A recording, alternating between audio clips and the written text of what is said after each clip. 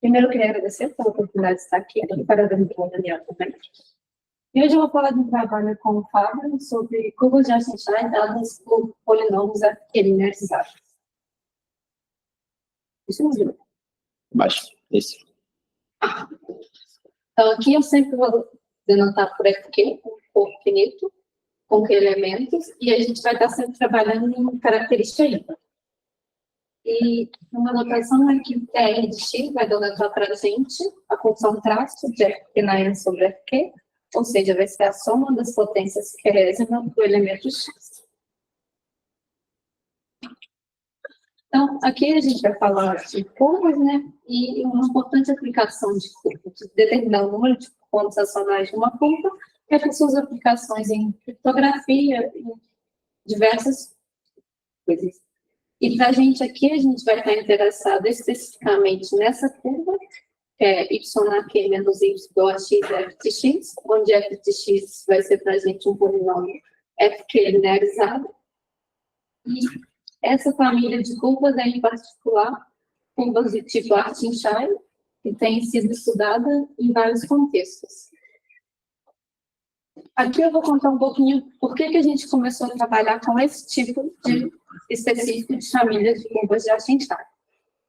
A gente tem uma pergunta usual, que seria quantos polinômios redutíveis de certo grau existem, tendo algum de seus coeficientes prescritos. Ou seja, a gente fixa eles, quer saber quantos polinômios redutíveis desse grau existem. Se a gente olha para um elemento na extensão e olha para o seu polinômio característico, a gente vai ver que ele é dessa forma, ele é dado por esse produto. E se a gente observar o coeficiente de x na n-1, é exatamente a função traço desse elemento. O coeficiente constante vai ser a função norma. Então, se a gente quer contar o número de polinômios, isso também está associado com os elementos que têm fixado certas funções. Então, aqui, eu vou fazer o exemplo, se a gente fixar isso, a gente está fixando os elementos, só que a gente não sabe se esse polinômio é redutível. Então, a contagem não é um por um. Então, a gente tem que pensar também como associar essas duas coisas.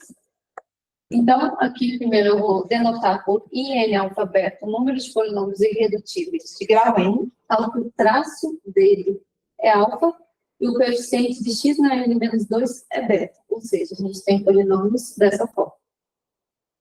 E a gente tem que esses dois autores determinaram que calcular o número desses polinômios, tendo o coeficiente x na n-1 sendo zero e x na n-2 sendo alfa, é equivalente a contar o número de pontos racionais em FQ dessa curva. Ou seja, se a gente contar esse número, a gente tem o número de polinômios irredutíveis. Aqui, a gente vai denotar por T1 de alfa a função traço, e T2 de alfa a função subtraço de um elemento, ou seja, vai ser a soma do produto de duas potências de Q.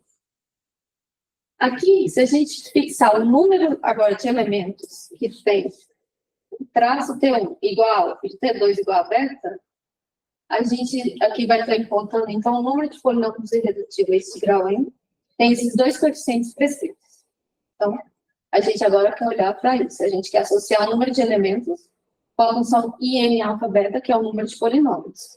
E usando a função móveis, a gente consegue achar explicitamente qual que é essa associação.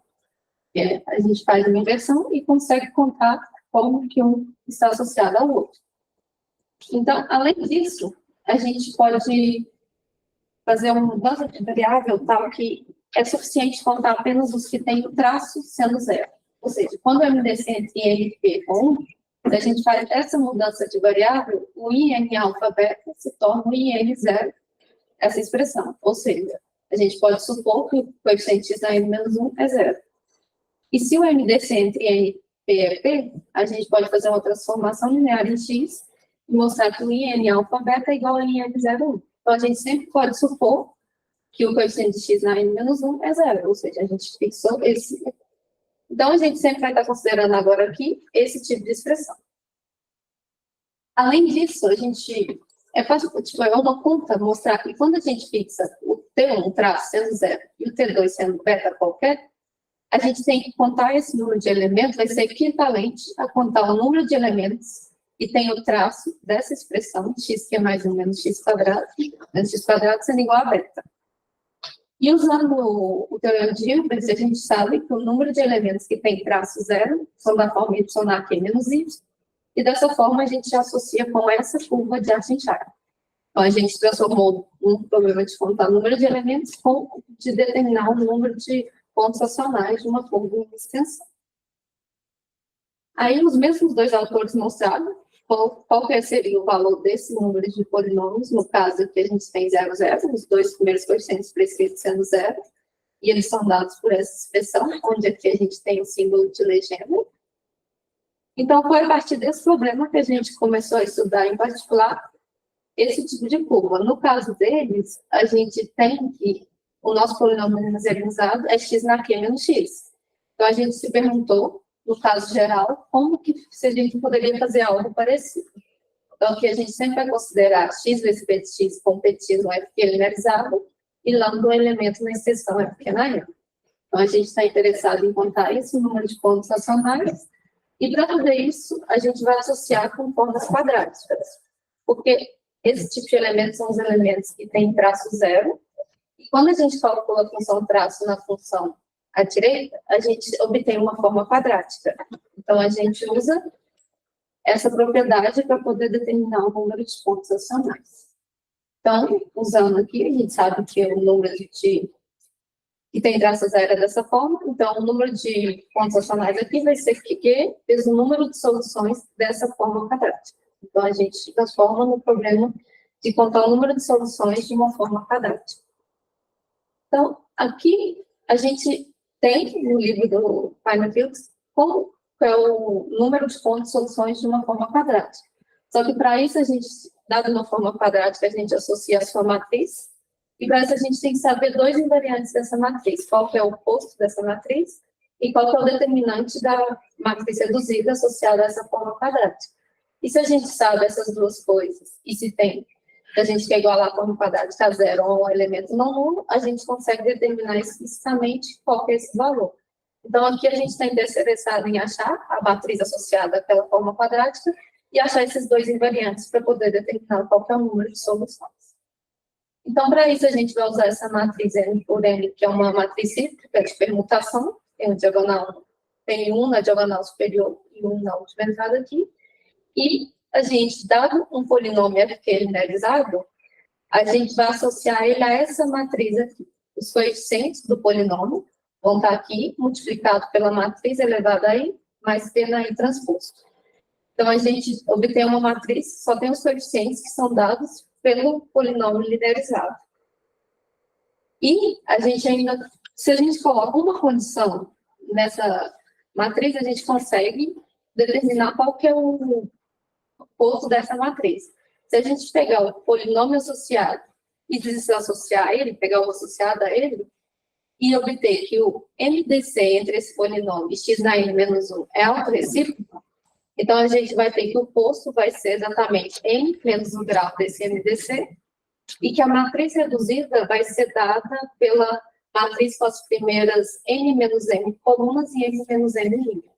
Então, a gente tem a matriz original, só que pegando só as primeiras n menos m linhas e colunas.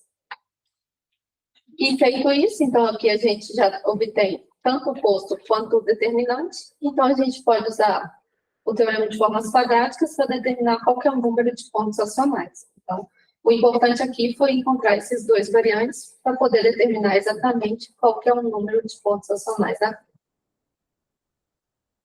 Aí, a partir disso, a gente começou a estudar um tipo particular de polinômios linearizados, que foram os x na q, na i, menos x. Só que aqui a gente também depois associou com uma hipersuperfície de Artin-Charles. Então, a gente estudou essa hipersuperfície, mas primeiro estudando a curva, que seria dada só por uma variável. Então, a gente quer então agora calcular o número de pontos racionais dessa hipersuperfície, associando a curva em particular. Então, para calcular esse número de pontos racionais, a gente vai associar, em particular, com a curva y na q menos y igual a x, x que é na e menos x, e depois vai associar com a hipersuperfície em geral. Então, aqui, por que a gente faz isso? Para calcular esse número de pontos racionais, a gente associa com soma de Gauss. A gente usa caractere. Então, a gente passa o problema a calcular essa soma dessa forma quadrática, depois de usar a soma de Gauss. Então, para isso, a gente voltou ao problema de determinar o número de soluções de uma forma quadrática. Então, a gente fez por passo. Primeiro fez para a curva, determinou o número de pontos a partir da forma quadrática e depois resolveu o resto da expressão. Então, aqui, em geral, a gente vai querer calcular qual que é o valor dessa soma, dessa forma quadrática, da função traço. E, para isso, a gente vai precisar da mesma coisa de antes. A gente precisa determinar qual que é a matriz, qual que é o posto e qual que é o determinante da forma reduzida.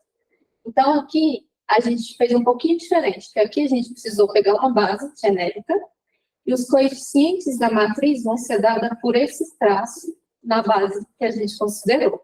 Então, basicamente, se a gente tiver o polinômio x na q na n mais 1, menos x quadrado menos lambda, o número, a forma quadrática associada ao traço desse polinômio igual a zero, vai ter essa matriz em específico. Então, a gente pega uma base e o A, L vai ser dado por calcular esse traço. A gente conseguiu simetrizar ela. Não, para ficar bonitinho, poder calcular. Então, aqui, ó, se a gente tem uma base de F na N sobre F, a gente vai usar essa matriz, que é não singular, formada pelas potências q dos elementos da base, e a mesma matriz de circulante.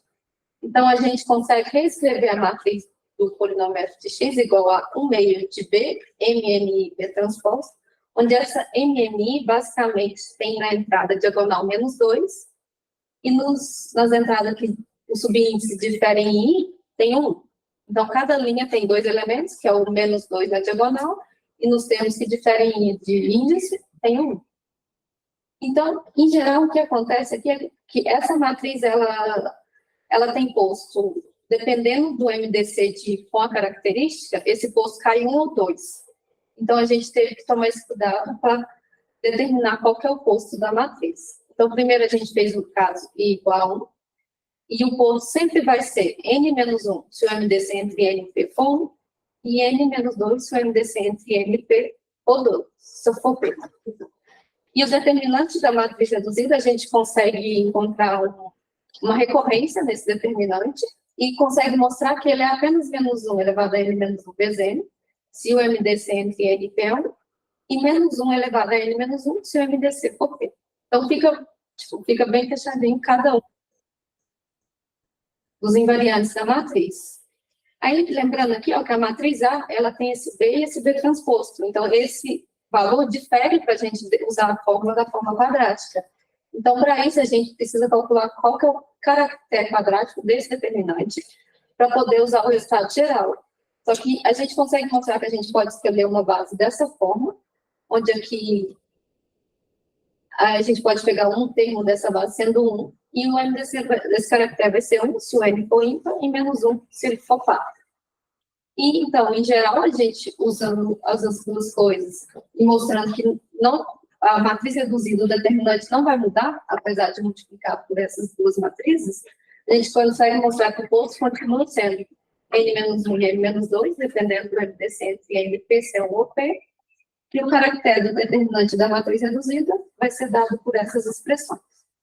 Então, a gente consegue, então, uma vez que temos dois invariantes, calcular qual que é o valor do número de pontos racionais da curva, no caso, igual, que a gente tem x aqui na 1 mais 1, menos x quadrado menos lambda, e a gente usa isso para determinar para 1 em geral.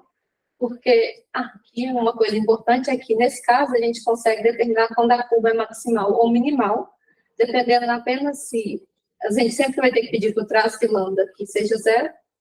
Aí, se o Q for congruente a 1, a gente vai ter a condição de 2P dividir a N, e se o Q for congruente a 3, o 4P vai ter que dividir a N. Mas a gente consegue determinar quando ela é minimal, e no caso que é maximal, a gente sempre vai ter que pedir a mais, se o 4 não divide o N, e o Q seja congruente a 3, módulo 4.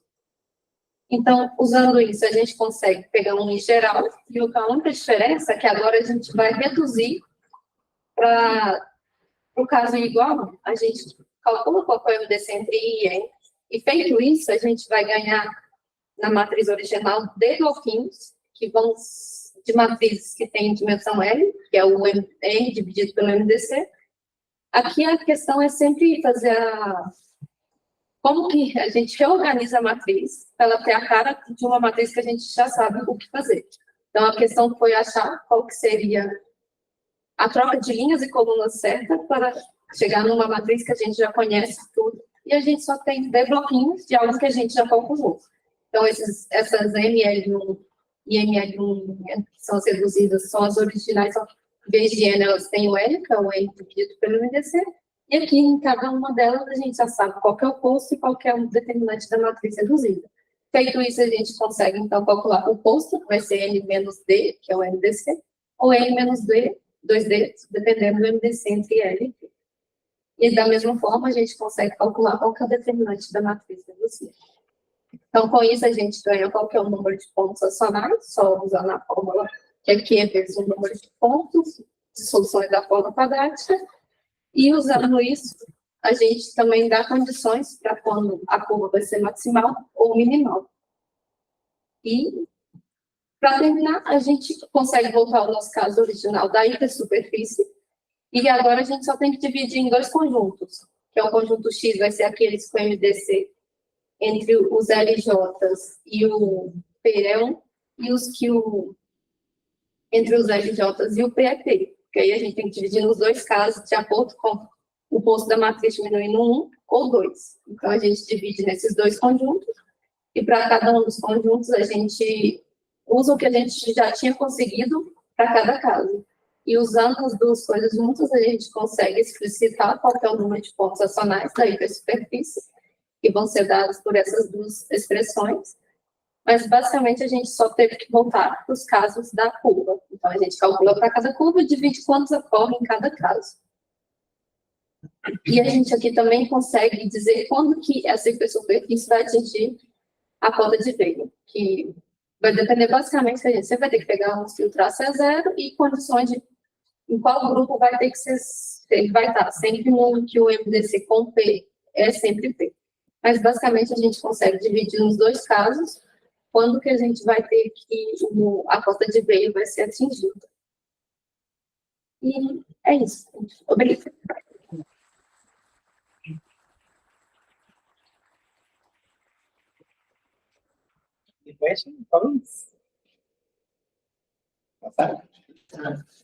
Nos casos em que dá maximal, Sim. a curva vai ser singular? Eu acho que não. Não, penalmente não potência que é menos Eu acho que nunca Nunca vai ser singular. não, Mas em todos os casos ou só no maximal? Não, acho que em todos os casos. os casos. Tá. Porque a gente sabe qual é o gênero bonitinho. Tá bom. Mas não. E vocês conseguem alguma curva minimal? Você comparando com curvas minimais existentes, você consegue produzir novas curvas minimais? Isso a gente não pensou em produzir novas famílias. Isso seria interessante. Sim, Pedro? E, olha, sempre no caso maximal, tá? Eu digo maximal. Vocês vão olhar, mas se tem alguma entrada nova no espectro do gênero, está aqui pequeno, ver se bate com o gênero de alguma curva consciente hermitiana, ver se o modelo é explícito para ainda. Eu nunca pensei. Tá vendo? Eu nunca pensei. É que a gente sempre só, tipo, lá preocupado em calcular, e nunca olha, tipo, exatamente para a forma das maximais, das características políticas. Mas é algo a se pensar.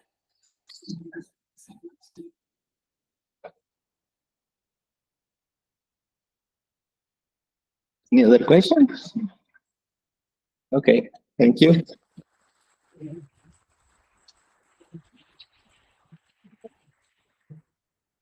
Não é hora de pensar nisso agora.